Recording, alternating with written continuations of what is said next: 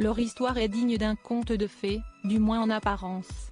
En 1999, le prince héritier Haakon de Norvège, qui célèbre ses 47 ans ce lundi 20 juillet, rencontre sa future épouse, Mette-Marit, par le biais d'amis communs. Entre eux, le coup de foudre est immédiat.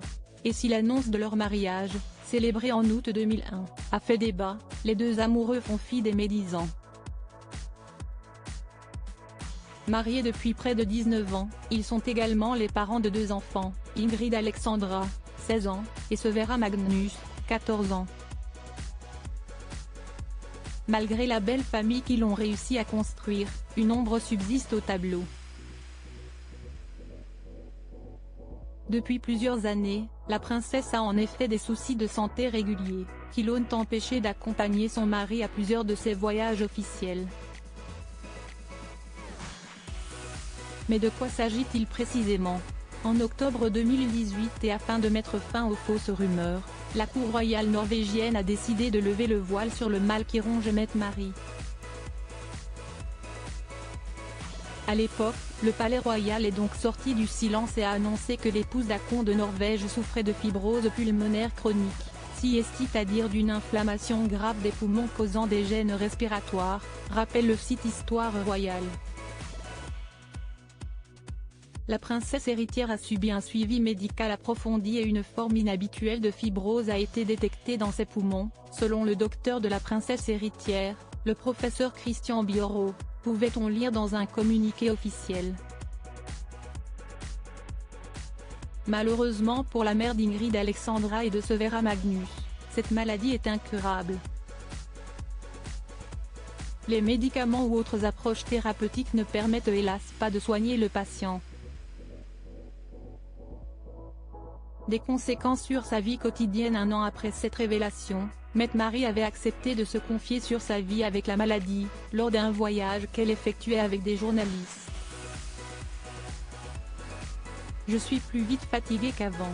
Donc aujourd'hui, je dois prendre plus soin de moi que je le faisais avant, expliquait en octobre 2019 celle qui a récemment perdu son beau-père.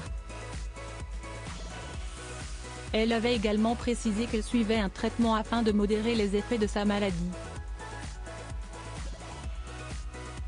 Cette fibrose pulmonaire chronique a aussi permis à l'épouse du prince héritier de Norvège de prendre plus de temps pour elle. Je peux un peu plus décider de ma vie quotidienne et je réalise combien c'est bénéfique pour moi. Je peux me balader, avoir du temps pour lire, la vie s'est ralentie.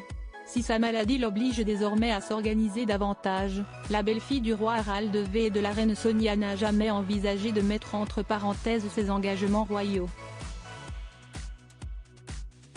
Ma capacité de travail variera, il sera nécessaire pour moi de m'organiser des périodes de congés plus fréquentes, en lien avec mon traitement et lorsque ma maladie sera plus active, précisait-elle à l'époque.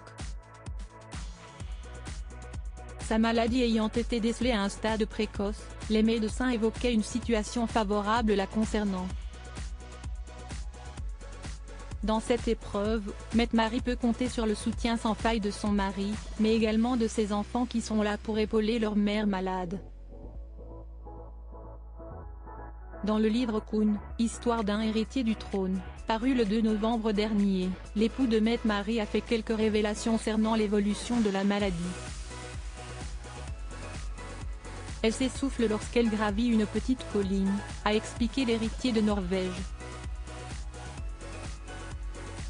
Pourtant, le prince s'est voulu rassurant, sa situation ne s'aggravera pas de sitôt même si, de facto, elle ne peut pas non plus s'améliorer, car le mal duquel souffre Mette-Marit est incurable.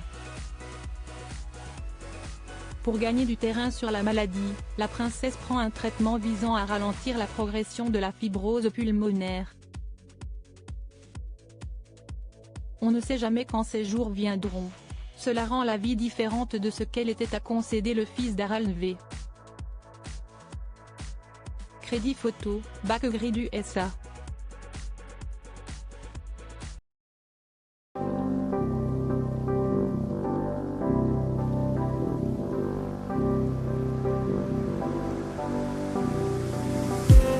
I just need